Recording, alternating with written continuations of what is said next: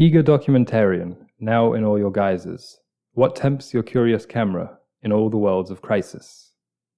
Powerful narrator, tempt emotion with your voice. Who speaks for people, creatures, things that cannot give their choice? And humble, wanting audience, we wait and watch for truth in fiction. What to say when passion, vision, thoughtfulness is exiled from our diction? Ooh. That felt like a very charged poem. Well, I guess it turned out to be that case. Yeah. But I was really just trying to unite these three rather disparate topics that we're talking about today, all still under the umbrella of education. Of course. 10th episode in the series. Yeah, loving the series so far. Really excited to talk about these things because they're very Solacene-ish. I agree, yeah. Mm-hmm. So we're going to start off by talking about, obviously trying to answer the question that we came up with on last week's episode, which is, how do we teach talking in the Solacene? Mm-hmm. And so far, I guess with the podcast, I don't think we're really a good example of how teaching should be taught, unfortunately. But there's some pressure sometimes. I don't know. So how did you go about answering this question? I went about what do we lack in terms of talking, because obviously everyone learns to talk from a young age in one way or another, some language. But it's like you can know how to talk, but we want people to know how to speak. Yeah. So I started out by saying we're going to have a foundation in people learning how to listen and gather information well, because often we'll speak and just do so for the sake of it. We don't care if we're heard. We don't care if the other person asks us any questions. Perhaps we're not prepared for those questions if they do come. So allowing people to appreciate listening so that when they're speaking, they kind of know who they're speaking to or what kinds of points they should hit. Because once someone told to me, they said, okay, you're telling a story.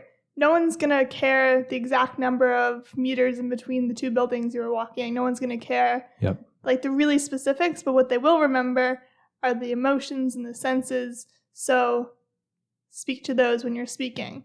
And I feel like that's a good example of you're kind of speaking to the listener, but you have to be an informed listener to do so.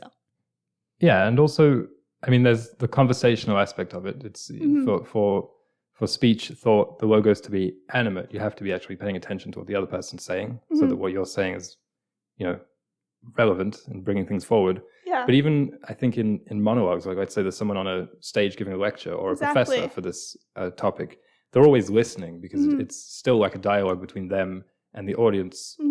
Are people yawning? Are people saying, ooh, does anyone have, is anyone asking questions? Things like that. And that kind of informs the way that they are talking as well. Do you think you're a good speaker? Perhaps. I believe I am at least average when it comes to speaking. Staying on the fence as always. Yes. I've had a decent amount of experience, so I'm now not one prone to stage fright, I suppose. So I feel like that's kind of half of it.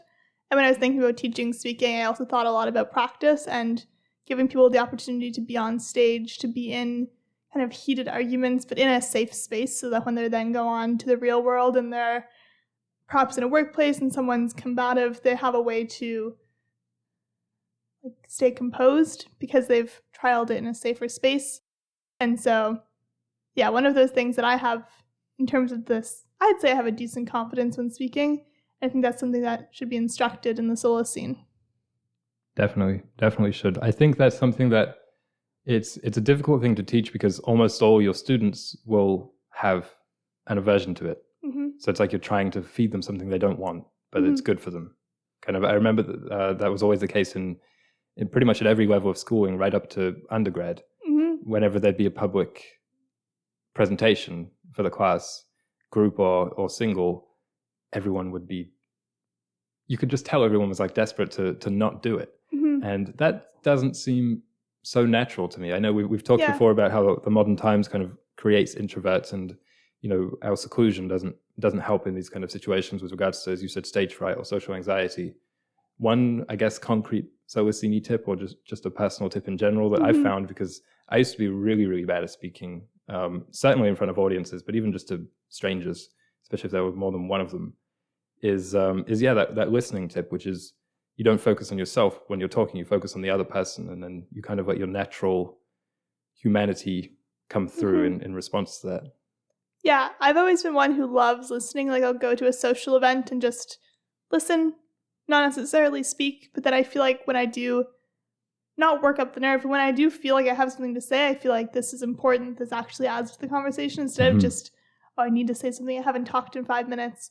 Like, I feel like in the Solacene, people will be comfortable with silence a bit more and therefore a bit more confident when they do speak, because sometimes you'll be like, oh, we're having a conversation. You and I have a lot of conversations about soccer, football. Yes. And I'll feel like I need to say something, but I'm like, I literally have nothing to add to this conversation.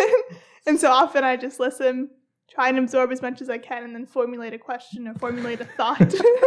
Because it's tough for me, because you know so much. But I don't like the idea of you treating it so kind of like professionally, as if you just have to. Yeah, I do with every conversation we have. I don't know how healthy that is. I'm joking. One question I said, when you said something, you wait until you have something worth saying. Okay, I guess it's a two-part question. What's worth saying? And also, is there small talk in the Solacene? I think there's small talk in the Solacene. I mean, it's a bridge to deeper conversation often, but it's not going to be so common. I mean, I've had entire friendships. I've known someone for 3 years, say, and we really never got past the small talk phase. So perhaps part of the Solacene education would be how to get past that phase, because you need to know the basics of the person you're talking to. Where are you from? Do you like the city? What did you study? Those are all small talk, just kind of pre-programmed questions. But I was thinking some of the things we could teach would be a bit more deep programmed questions for people. That way, you meet someone, you get through those first few things. Oh, how old are you? Just simple questions. Yeah. But then some slightly more deep questions that just come naturally, because often deep questions don't come naturally to us. So I think there'll be small talk, but less. And what's worth saying?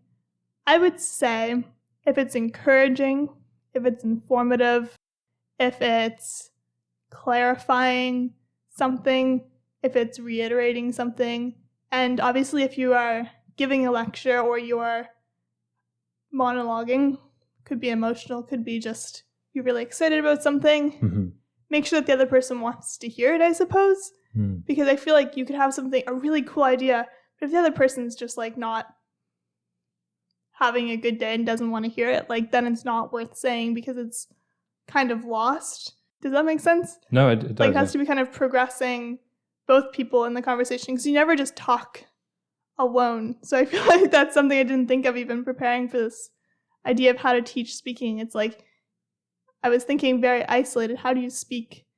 How do you teach the person to speak? But it's always going to be a conversation. So I guess remembering that. Exactly.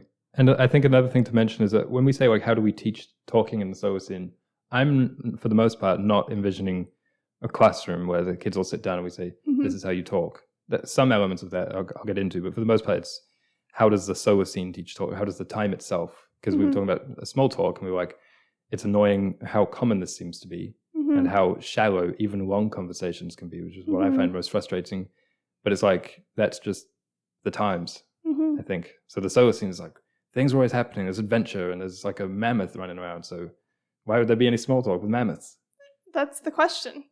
Why would there be small talk with megafauna? But the way that I approached this question was just acknowledging that, of course, how we say things is just as important as what we say. And I think this is, again, a problem or an issue that I faced with the fact that so much of our communication now is just written. We focus exclusively on the content of the speech, or even the grammar.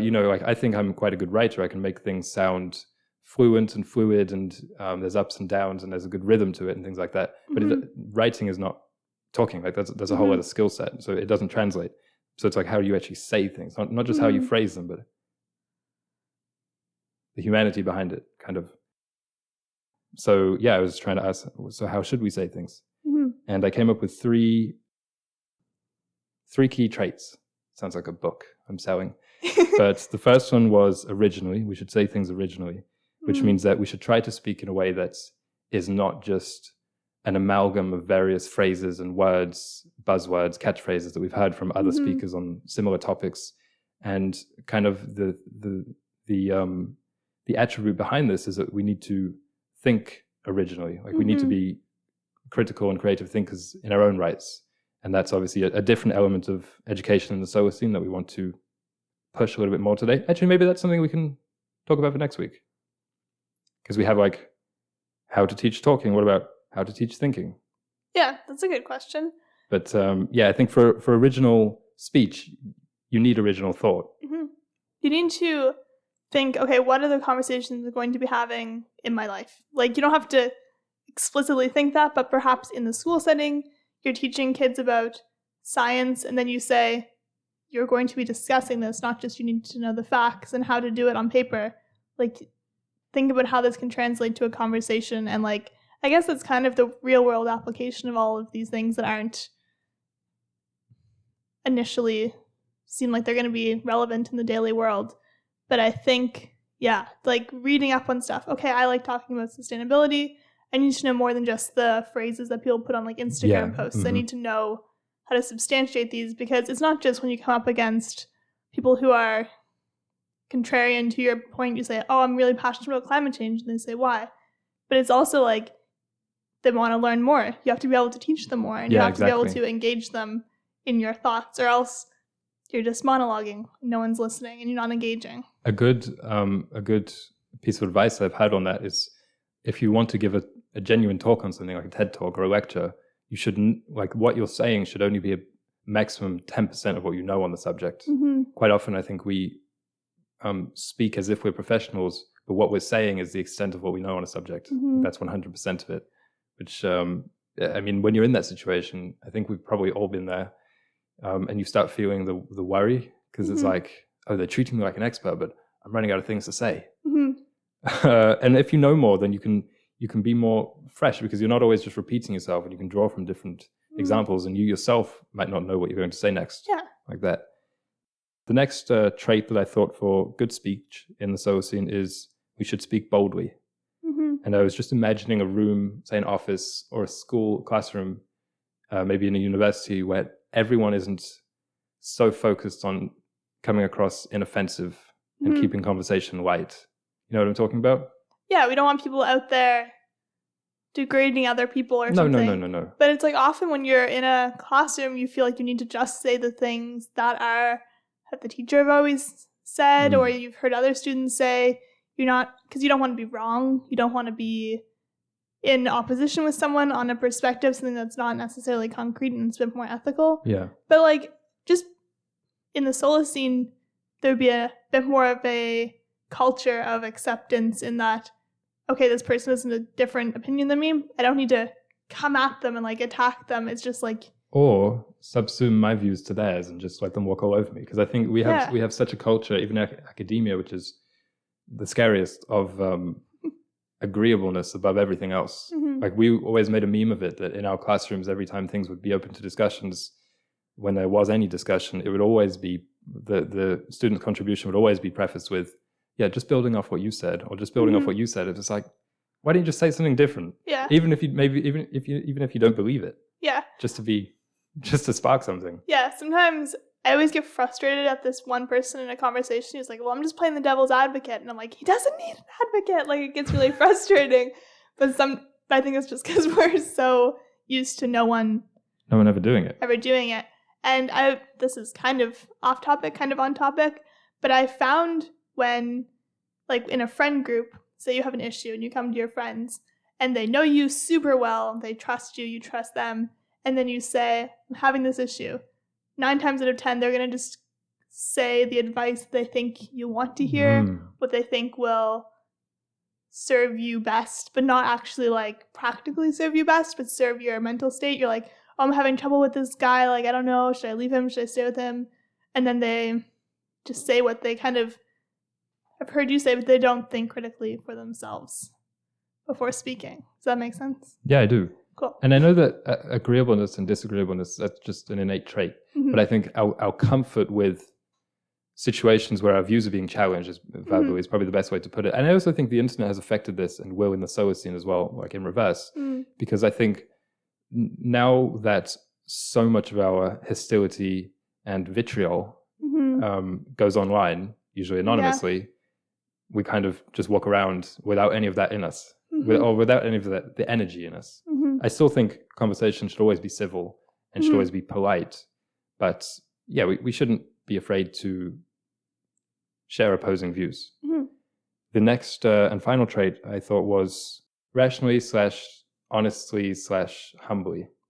Sounds kind of like a tongue twister, but what I mostly meant by this was intelligently, so like we think before we speak, or if we don't know much about what we're talking about, we admit it.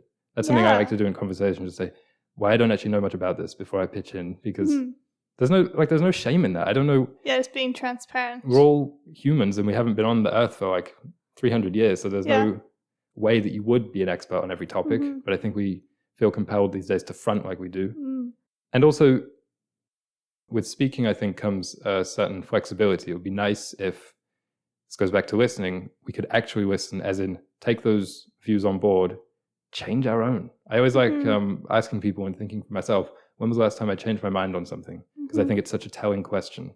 Yeah. Because we really should be changing our minds as often as possible. Yeah, it's true. That made me have two thoughts. One was that I was thinking the other day when we were eating something, I was just like, meal thoughts. Yeah. And I was thinking, do you think 30 is probably a good barometer? Years ago, someone who said, okay, I'm vegan. And then we're going to go over to grandma's house for dinner. Oh, she makes a really nice, like, full traditional, like, meal for us. And then you eat something that isn't vegan. And then I feel like 30 years ago, that would just be, they're still a vegan, even though they maybe ate an egg or something. But I feel like today, if that happened, say I went with my siblings and I said I'm vegan, and then I eat something, my siblings even would like attack me and they'd be like, you shouldn't have eaten that. Because it's almost like, because of the way that the internet functions, is that everyone's like held to this standard of perfection. And I think it's good to not be hypocritical, especially online. We talk about this all the time of like, just be transparent. But I think because everyone isn't transparent, and it's like, you see people with like 1 million followers who say they have this lifestyle and they don't branch from it. So if you make any mistakes, or if like you're afraid to make mistakes almost, and then when you're having a conversation and you're afraid to come off as not an expert, to be like called out or something. Yeah, you're walking a tightrope in your lifestyle and also in your speech. And also what you were saying about the veganism, it's like our identity is kind of a pledge now rather than just a t-shirt or something. Yeah, and then the second thought I had was that podcasting is fun because we always say at the end of an episode, like, I didn't even mean that when I said that, but this is the only time in our lives that we ever speak for an hour straight. We can have conversations where we're never speaking kind of stream of consciousness, and I feel like it's a fun exercise because it makes you realize the flaws in how we've learned how to speak, because we just kind of do, and then you reflect back on it. But I feel like perhaps in the Solacene, we'll instruct people to have a bit more of a quicker like turnover of like reflection, so that they can come up with ideas on the spot as they translate it into speech. My next thing I wanted to mention was the ways that we're actually going to teach it. And I think just debate seems very, very healthy. Like genuine, what do they say, real-time conversation. Because the thing with, again, text or internet, it's not actually real-time conversation. Because I've always said with debates, it's like, I think I'd be a really good debater if it was turn-based. Correspondence. So correspondence, because I could have time to think about it, process my thoughts, find flaws in their reasoning, formulate an argument, and put it forward articulately. But if it was ever, thankfully I've never been in a situation of a in-person debate, it would be messy. Let's put it like that. Because I get sweaty. Yeah, and then we just revert to like these natural primal conversation tactics of like insulting the other person or of like, and then like getting all defensive. But I do think that's the majority of the population. I do think most of us are uncomfortable, if not incompetent, in any kind of real-time debate about anything substantial. And it's not always because we don't know about the subject. It's just because our brains don't work quick enough for our mouths, or vice versa. Whichever is true. Practice. Yeah, from a young age, especially. So we're not just like we would offer debates in some of our courses, but by the time you're 17 or 18, it's too late. You have to do that from a young age. Yeah, and it's not just for debates in real life, it's for just normal conversations. Yeah. Because you're sitting around a campfire having a chat. You want to be able to speak well instead of just it all being... Yeah, to be funny as well. Yeah. It's about timing. So it's very similar. Yeah. Kind of lump that in with a general reading out loud, speaking out loud practice. And it's funny because I think we stopped doing this so young. We stopped reading out loud in class or ever.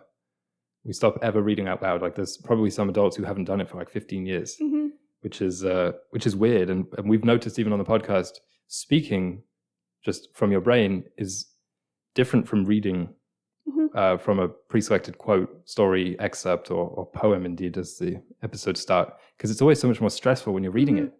And we notice that, like our mouths always get very dry. When literally we're reading. The sound of our voices changes. Yeah. It's very odd. But I feel like we have a bit of an advantage listening to ourselves so much. Yeah, if you want to call it that. But I think practicing pronunciation, I mean, you're never too old to do that because there's still a lot of words that I can't say very well together, especially when they're paired together. Intonation, speed, all these things. Like I think it's just a skill that people should work on. I think that would be nice. Yeah, I agree. One way that I thought we could teach it, which I find I learn a lot from as an adult, is listening to other speakers, especially people from different places, even different languages, seeing how they put emphasis on their words and they express their emotions, because then you can kind of choose what you like and then reproduce it in your speech, but not being like that one professor you had who just sounded like Barack Obama. Right. Like you could close your eyes and you'd be like, Obama? But then you'd open them and you'd say, oh, he's white. It's a white man. He's in the front of the studio.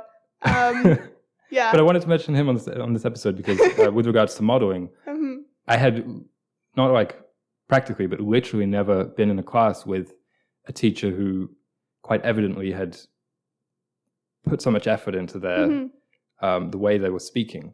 And we still remember it because he was a good speaker. He was. Like it was very derivative, but he was a good speaker and modeling, right? That's modeling. I do think have you noticed that in any of your speech?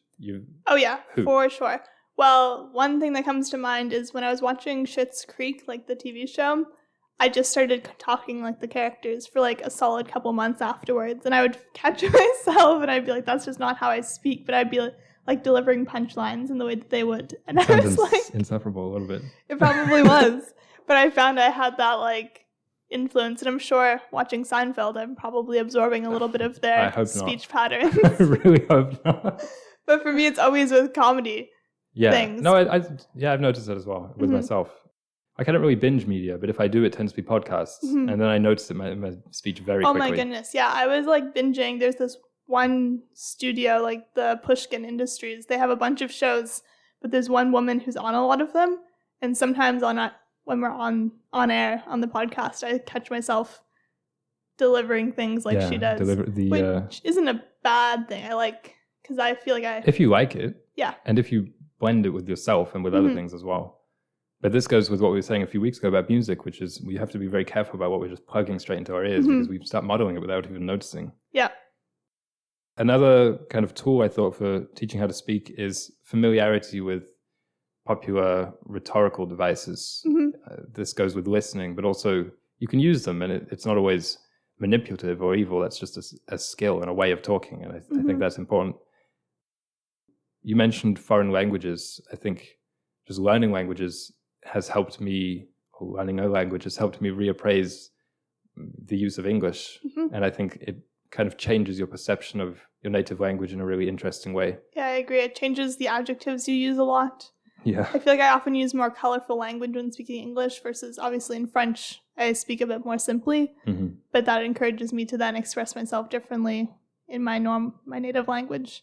One more thing that I thought about developing speaking skills, like just normal speaking, is practicing performance and delivering of things that aren't speech. Yeah. So the only time in school when you get up in front of the class and deliver something, you're speaking usually, but it could be you've pre-recorded a movie, it could be an instrument, it could be a song, a dance, something that isn't just your voice, but it kind of conditions the rest of your body to behave in front of an audience. Oh, yeah, that's true. Because you and I, now that we're on film for the podcast, we realized our voices are very calm and chillaxed. Sometimes. And we're just delivering what we have to say within our bodies are like interpretive dancing. So bridging that. That's true. Through education. I didn't even think about that, but speech is more than just the mouth, right? Speech is a full body thing. And again, I'll use myself. If anyone's ever seen me present for a class, you'll know it can sometimes be an ugly thing. Mm-hmm. Yeah, just eye contact is important. I don't think I've ever looked you in the eyes. Oh, while one of us is talking. Organism of the week? Yeah, I was curious. You said I was going to really like it. Well, I hope you are. A Soot Sprite? Hopefully people can see. Oh, it's upside down. It's upside down. Oh. Excuse me. It's probably the one organism for which it could be upside down. Is it an organism? Does it count?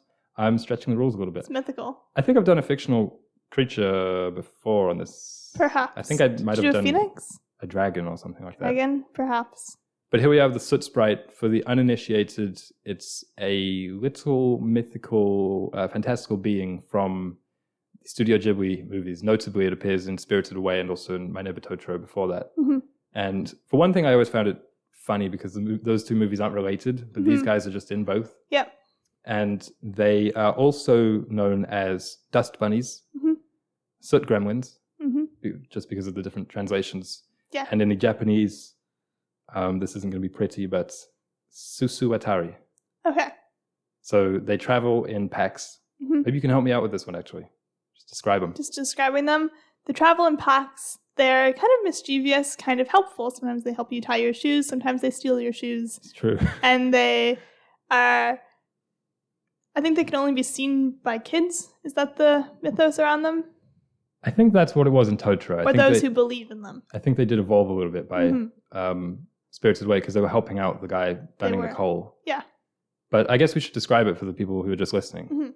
It's just a little black puffball which forms out of soot, which has two white eyes.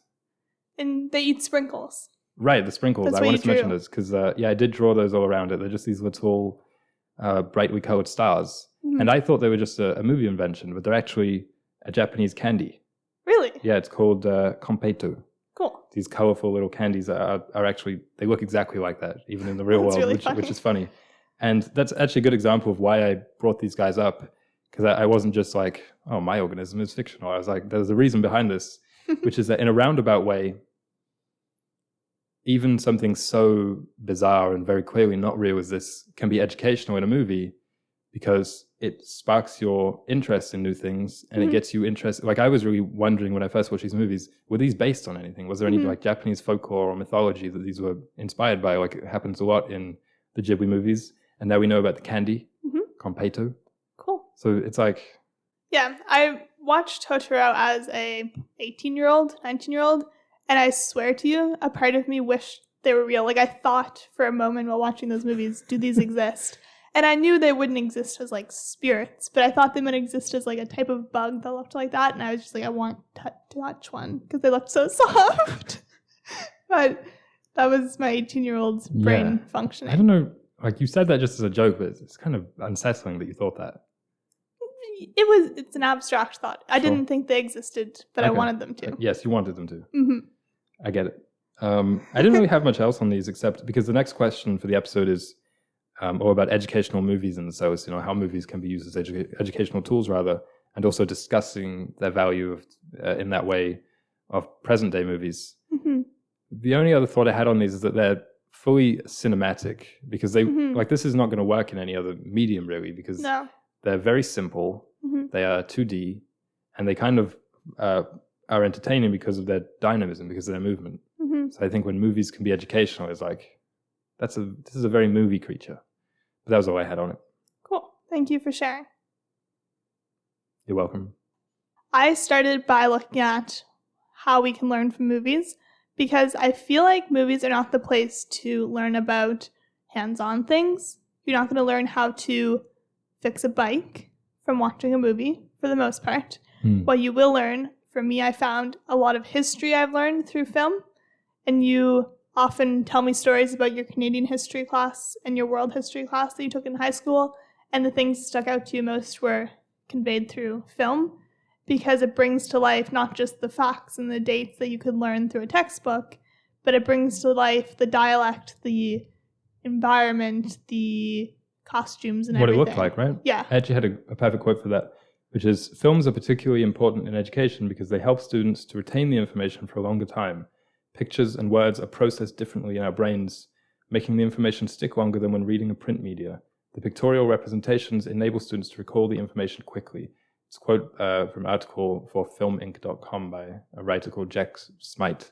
And it struck me because that is indeed how films help me remember things, because I will recall an image a lot quicker than I'll recall someone saying something, like a fact like that. Mm-hmm. You know, like we were saying with Bill Nye, that it's quite common that we'll hear a song, mm-hmm. and then that will put us into a memory, and from there we can navigate to the fact of it. I think it's the same with images and mm-hmm. you know, particular frames in movies. Mm-hmm. I agree. And then there were two more things that I thought we tend to learn from movies, and that is social skills and humor. And let me explain these, because perhaps it doesn't make too much sense. Obviously, we get a lot of our sense of humor from parents and people who are raising us and people around us, but I think a lot of our sense of humor comes from films. And this is the second time we've talked about this today, but I think it is relevant because in the Solacene, I think humor will obviously remain. We both love funny things, but I find humor is almost like this tool that can be used for evil. Like, oh, we're going to laugh about this person, or we're going to laugh about this type of thing. Mm-hmm. And it encourages you to not be critical in this roundabout way. It's like, okay, we're going to, for example, with Trump, it's like we're going to make fun of how he looks or how he delivers his speech or even tendencies he has. But then it stops you from actually engaging with the root of the issue, or the root of like the system that allowed this person to get to where they are. And I feel like in movies, often that's how we get our sense of humor. So I think in the Solacene, it will be a bit more calculated, a bit more sensitive to that fact that this is impacting people's politics and their ethics. And then the social skills part, I think a lot of the times when we see relationships modeled, you have a very limited circle that you grow up in. You see the people who raise you, you see your immediate family and a couple of friends, maybe their families, but you get a lot of your social dynamics from the movies and the TV shows that you watch. And intimately as well. Mm-hmm. Like, I mean, you say you see this growing up, mm-hmm. but you never see, growing up in real life, you'll never see like a husband and wife mm-hmm. On their first date or something, mm-hmm. or getting married, because you might have never been to a wedding, but you've mm-hmm. seen that episode in The Simpsons, or you've seen that one movie. Like we see, mm-hmm. I've seen many weddings through film. Mm-hmm. I've only been to one. Yeah. My own. Is that a flex? I don't know.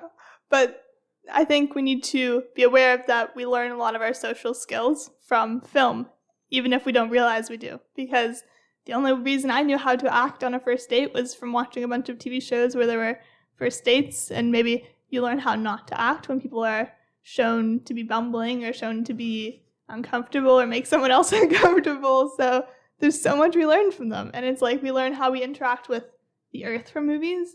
Oh, I watched a lot of National Geographic growing up, so I know to tend to the plants. But if you were watching a bunch of, what are some violent shows? I don't know them. But some like kind of a bit more crazy out there shows, then you don't realize the impact that you have on the planet and so on. So those are the ways that we learn, and that we can then perhaps go into the rest of the conversation.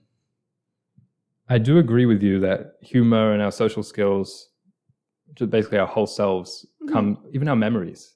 Like that's our memories. Yeah. It's very weird. Our relationships come from films almost disproportionately. And I'll say disproportionately, because I think for the Solacene, none of these things are inherently bad, but mm-hmm. I think they take up too much of our experience of humor or friendship or memory today. Mm-hmm. I think we rely too much on movies. Mm-hmm.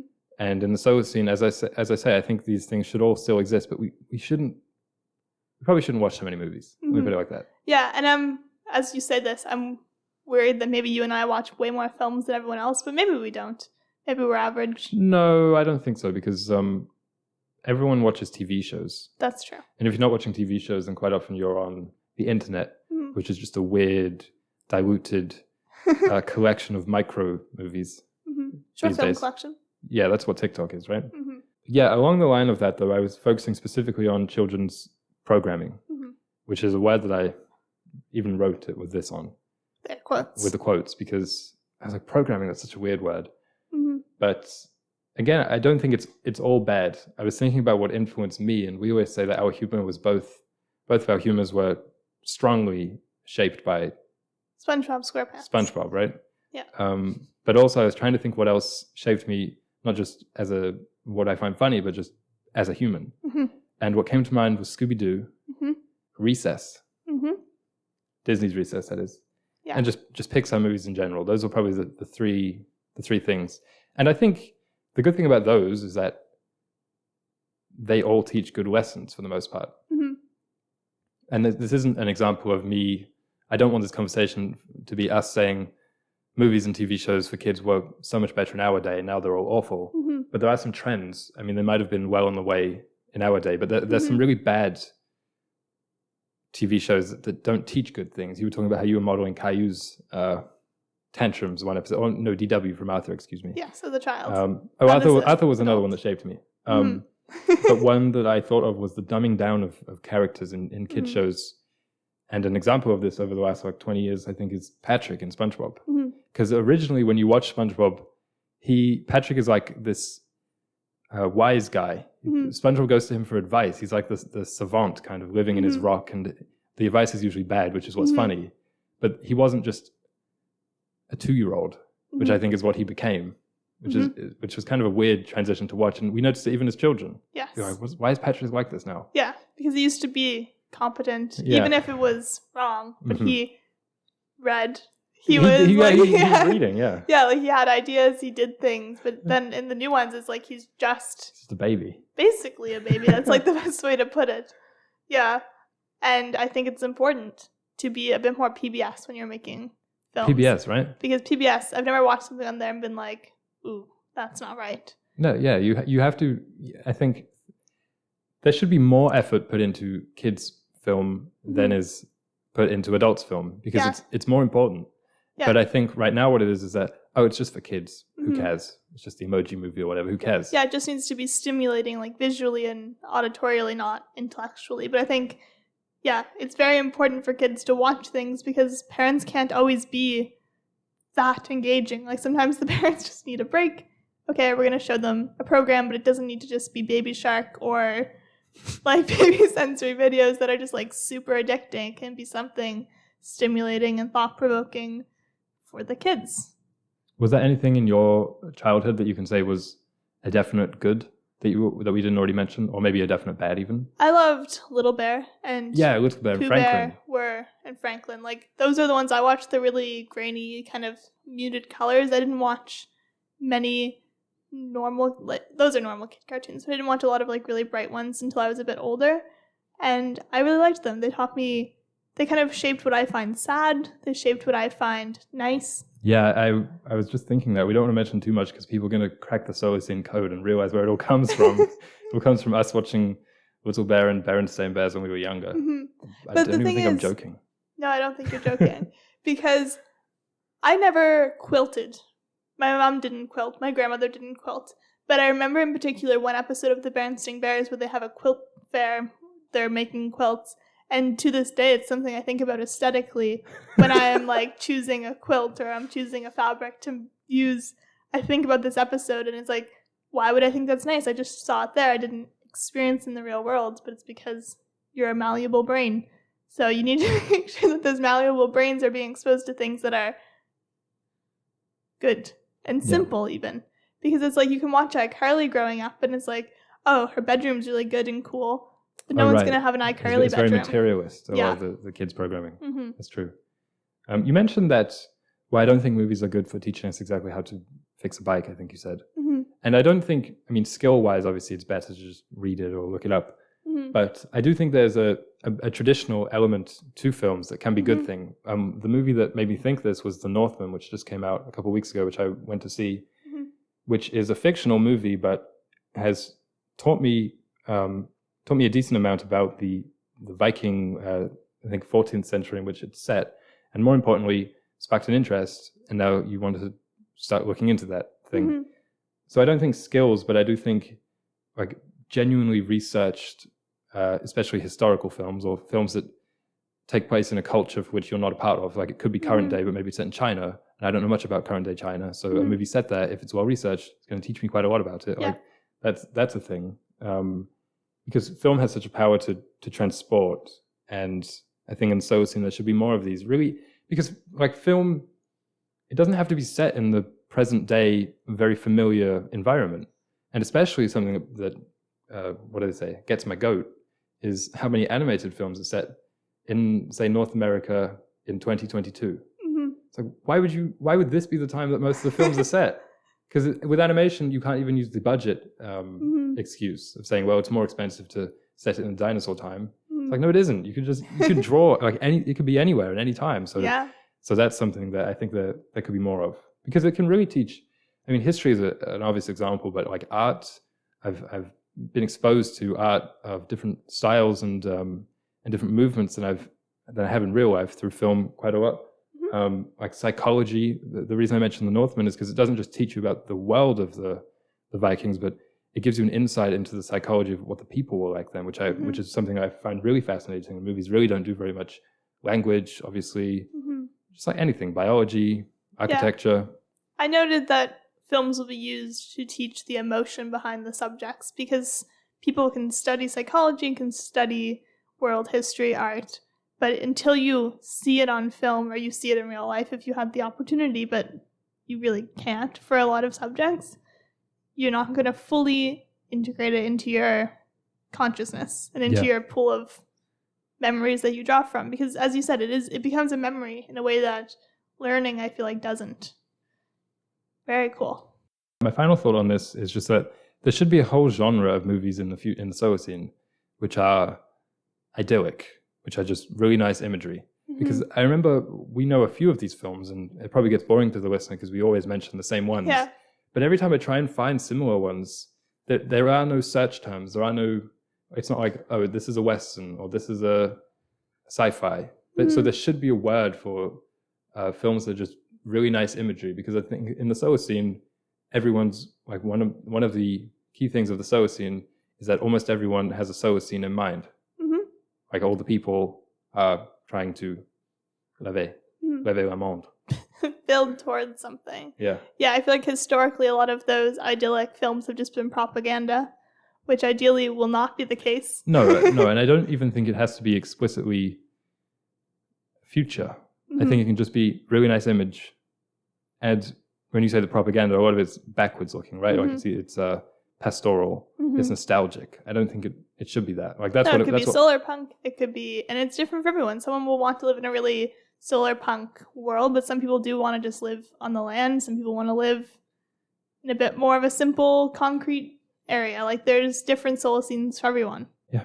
Oh, another thought I had with regards to telling old stories, like fables, kind of through film, which is, I think, where the question originally arose from last week, is that I understand why studios try and be subversive, because it's like, this is a twist and that excites people. But I think quite often if it's a really old story, all that happens is that the audience says, no, that's not how the story goes, because the audience knows the story. They're not there because they want to be surprised. They're there because they want to see it. It would be like if there was a big movie, I don't know, like a new big Star Wars movie, and it was modeled after The Tortoise and the Hare. That could happen. That's not it's not a crazy idea. But then at the end, actually, the hare won. The audience would be like, you changed it for the sake of it, but that's just not how it goes. Yeah. Yeah, I see what you mean. Don't twist for the sake of twisting. The gymnasium, one of Aaron's favorite imaginary places, historic places, I suppose. And I didn't know much about the gymnasium. I knew that it was a place in ancient Greece that was used for physical and mental education. But looking into it, I just thought, well, I know why they stopped existing in their original form, but I was like, why did these just stop existing? I was wondering that as well. Because it seems... they didn't stop, right? Like they evolved. Like we still have gymnasiums today, but no one's reading there. That's the problem. No one's going to take a bath in a bathhouse there, because they had bathhouses. They had philosophic groves. Yeah. What? So I brought a bit of the history. So the gymnasiums began in about 6th century BC in ancient Greece as just like very simple outdoor groves or outdoor areas where people would exercise. So it was like fitness only for men, only adult men. Mm-hmm. And usually what they'd be doing is wrestling, running, boxing, archery, javelin. So it was kind of like a military preparation area. Mm-hmm. And it was more of these kind of realistic fitness, what would you say, strengths? Not like really isolated. Like today a gymnasium is like really working on my triceps. Yeah. Like this was more full body. Yes. Like I think a modern example would be rock climbing. Like that's or swimming. That's a good example. Yeah. And they were often or usually in the nude. Mm-hmm. That's where the word comes from. Gymnasium, right? Yeah. It means a place to be nude.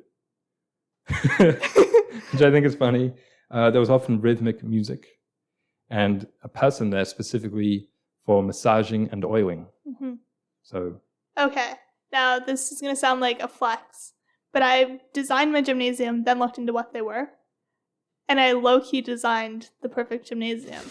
I said that it needs to have a mindfulness space for emotional intelligence development and for massage and for peaceful existence and like things that facilitate that.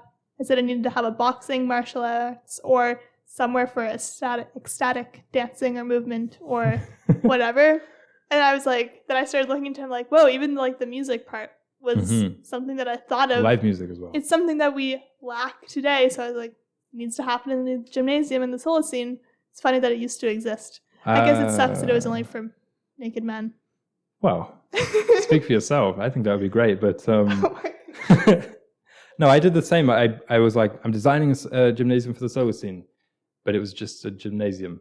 Mm-hmm. There were very, very few specific Solacene things, but it was partially deliberately archaic because, this is the place that's like you're free to do your thing. Mm-hmm. So I had some rules for mine. Okay. So one of them is over 18s only. I'm pretty fixed on this. Okay. Maybe 17s, but I just think it should be a place for grown-ups. I see. I like that. Because in the Solacene, there'll be these really high-tech, highly funded schools for kids of all ages. Yeah. But this is not a school. This is a gymnasium. Yeah. No, kids, they'll have a lot of their own places. Mm-hmm. Maybe we can design one of those next week. Yeah, let's do that. Place for kids. Mm-hmm. Educational place for kids. Cool. The ancient Greek ones were gendered, and initially I was like, well, we don't need to gender them. Mm-hmm. But then I was actually thinking, maybe that's not a bad idea. Because there's women's only gyms, right? Mm-hmm. And we know the reasons for those. Yeah. And women seem to like them. Perhaps. You think it's a bad idea? Well, I think this is kind of a intense subject, I suppose, to come into unprepared in a conversation. Mm-hmm. But I think there'll be far less, ideally zero, differences. Perhaps there could be sections, if women are more comfortable, they want to go there. But I don't think women will be more comfortable amongst just other women in the Solacene. But maybe not. I mean, I feel like there's a feminine bond that just kind of exists. That's what I'm saying. I think it could be like, this is where the women hang out. This is where the men hang out. Guys being dudes, women being chicks. Is this the episode we get cancelled? I feel like... Okay, well, that's the difference. I think I wasn't fixed on it. I just thought it's not an awful idea for them to be separate. It's something to consider. I don't think it needs to be necessarily divided. I don't think exclusion's ever good. Like, if a woman just would be more comfortable in the other anyway. This is probably a conversation I shouldn't come into unprepared. My next rule was cleanliness. Super clean. Have to be clean yourself. Mm-hmm. And the building has to be clean. You see this even in gyms when people can't even re-rack a weight. Mm-hmm. That should be a rule. Yeah. And this place is going to be more on campus, so you're going to need to do more than re-rack the weights. Yeah, no loose Band-Aids. Floating around. My next one was not nudity exactly. This is less a rule, more of an allowance. Mm. But I think like shirts off. I think bare feet, and this goes with cleanliness as well. Like you have to be clean. I think that's fine. I mean, I get frustrated at shoes, as I mentioned before. You're not a big shoe guy. I think this should just be that place. I think another allowance I thought was loud noises. Mm-hmm. I think you should be able to give a bit of a scream. Yeah, I'm definitely like, this is shaping up to be an interesting space. It's almost like the wilderness, but in... Right. It's the wilderness in civility. In civility, yeah. And I'll get to this with my design, but there is, I was thinking like sound dampening stone. So the people who are writing don't have to deal with like screaming so much. Yeah. Little noises here and there is fine, but... Yeah, I mean, it's... Even in ancient times, there were these huge complexes. So, like, there's going to be space for everything. But it's, just like a free space that it's like, okay, we're going to get together and we're going to have this. I want to use the word ritual, but I feel like that sounds so culty and so, like... No. Exercise is ritual. It's a space for ritual. And that's why when you brought up the gender division thing, I was like, perhaps there could be space for different things because it's like, there's just space for a ritual. And it's like, I mean, the idea of them from Plato was that it's like the body and the mind coming together, merging, and that you can't just have a spiritual pursuit without a physical pursuit and so on. And I feel like this space will just kind of cultivate all of that in the Solacene. That's exactly what I had. Strengthening mind, body, and community. And it's a place of freedom. Yeah. Another rule was no screens. Because I think they're too breakable. I want this to be a place you can be free to like push stuff. Yeah. Step hard. What do they say? Walk heavy. Step heavy. Heavy stepper. Okay. And the last one was perhaps you have to pass some kind of human body anatomy test or course before you join. Because I think that it's wild that gyms allow people to... You know, like how pools have to, like the lifeguard has to say, okay, well, show me you can actually swim a lap before, and then I can keep, like that? I see. Have you had that in pools? Yeah, I've also had it in gyms, though. It's not, I think what you're getting at is, it's not like, prove to me that you can lift 100 pounds. It's like, we'll show you the ropes. It's about form. It's not about the weight, it's about the form. Exactly. So I think doing some kind of because this is what, I'll use the example of the gym I went to. They took me around every single machine, every single thing that was in the gym. Yeah. And they said, show me how you would use it, basically. But I was thinking also like nutrition, things like this. But then correct them and then allow them entrance. And it's not like, oh, if you can't pass this test, you're never getting in. But it's like, you need to have this very basic foundation of how to use things and how to exist in order to make the most of the space, not hurt yourself, not hurt other people. That's what I'm gathering. But a couple more things that I was thinking in my gymnasium. The original ones had sculpting and sketching and such, and I think that'll definitely be a part of this. Just a room where there's a bunch of clay wheels and things to make, basically. I also have 3 tenets of my gymnasium, which is intense, interdisciplinary, and international, because I feel like it could be a good space for getting to like hands-on, I guess, understand other traditions and other cultures, because, okay, you watch the movies, you're interested in this, and then in this space there's a bunch of different people, perhaps, because I was thinking, like, in the traditional ones, there's like boxing and wrestling and stuff. This one could have just a bigger range of physical activities that are full body, but that also integrate the spirit and strengthening of the mind. And I think it could be very international or intercultural. Sure. Yeah. I had only a few design ideas. One of them was hills, make it hilly, very grassy. I don't really like how we never set foot on grass, or it's genuinely hard to do in a lot of cities.